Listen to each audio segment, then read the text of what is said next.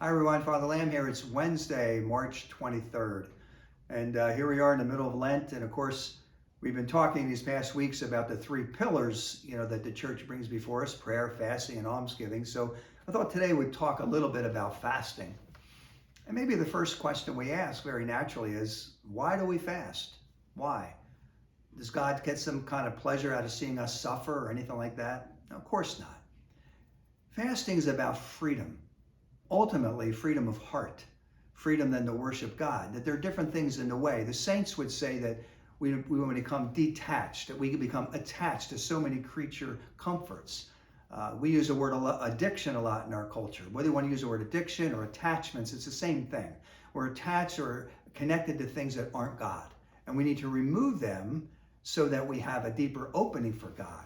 So it's really about freedom. It's freedom from freedom from these things and freedom for God. And we can fast from many things, certainly food and drink, things like that. And that way we realize that we really have a deeper thirst and hunger for God in our lives.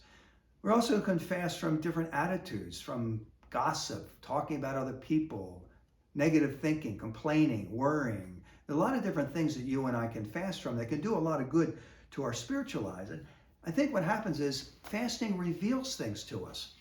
And far from being an ego thing, like the ego thing would be, look what I'm doing for Lent. I gave up this and this and this. Aren't I wonderful? If you're really fasting from things you're attached to, you're not going to feel ego and pride.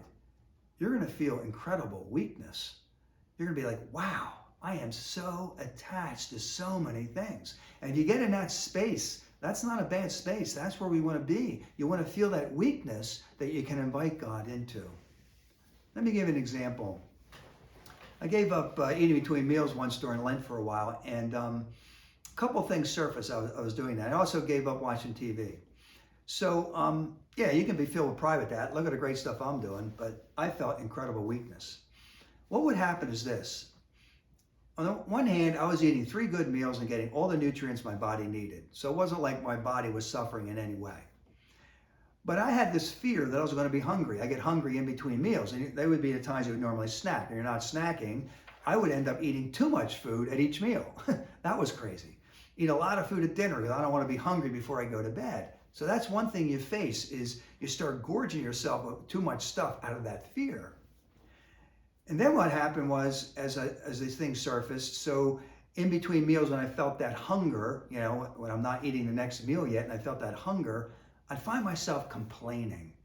Why am I fasting? Does God really care if I fast? What good is this doing? I'd start whining about it, This is really stupid, And I remember one evening, I had something to do. I was outside the rectory and whatever it was, an appointment, and I was coming back and I'm feeling hungry. And all I wanted to do was go back to the rectory, eat some food and a snack, and just watch TV. And since I'd given that up, I was just feeling sorry for myself. Poor me, I'm hungry, my stomach's growling, I can feel it, I can't eat anything, wah, wah, wah, So I'm driving along the road with this complaining going on in my heart, and I look up, and there's this billboard there. And the billboard read, 1 in every 5 children goes to bed hungry at night. And I was like, wow. And this wasn't even in a foreign country or third world country. This is the United States of America. 1 in 5 children go to bed hungry. That's astounding to think about. And all of a sudden I felt, first of all, a little bit of shame. Like, what am I complaining about? I just had a marvelous dinner. And now I'm going to go home and I'm not able to eat something. What's the big deal? And then you go deeper, my brothers and sisters, and what happens is I felt a connection to those children. I started thinking of these children that I don't even know, and I felt a oneness that they're going to bed hungry. Maybe it's good for me to feel that hunger. And that pain of hunger, those pangs inside me, became a prayer for those children who go to bed hungry every single night. See, when you stay with something like this and go deeper, and too often you and I stay on the surface of things, you go deeper, this reveals a lot to you about yourself. Because what's going on underneath this in every spiritual life is very simply this: my will versus God's will. I wanted to give up these things, and I felt it was God's will that I do some fasting out of love for him. And then I tried to take it back. See, that's what we do. We surrender to God and take it back. And so the struggle inside you and me all the time is between our will and God's will. I want what I want when I want it. Get out of my way. That's the attitude we need to go after and attack during this Lenten season. It's about that attitude. I want what I want, my will, His Majesty the baby, huh?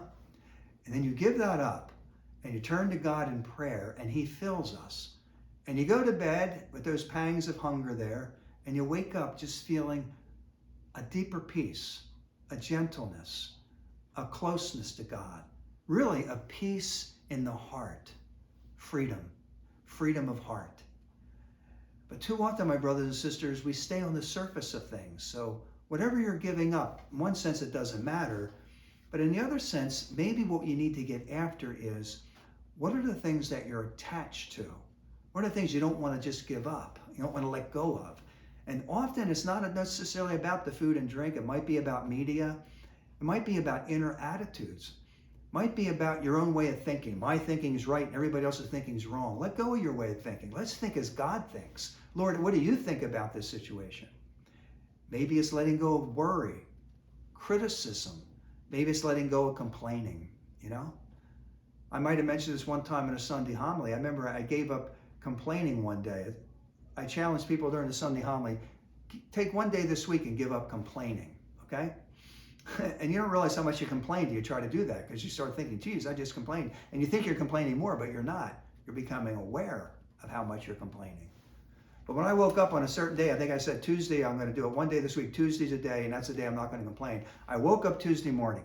The very first thought that came into my head was, oh, darn, I can't complain today. How stupid is that, you know? Doesn't matter what you end up fasting from, but go after some of those deeper inner attitudes that we have. We all have them, my brothers and sisters. What's causing the lack of freedom in my life and in your life? And that's what we need to fast from. And when we fast from them and become detached, then we open up the doorway for Christ to come into our lives in a deeper way. Fasting is about freedom of heart. And once our heart's free and letting go of all that other stuff, then Jesus can come in our hearts in a deeper way. And that's what Lent's all about. God bless you.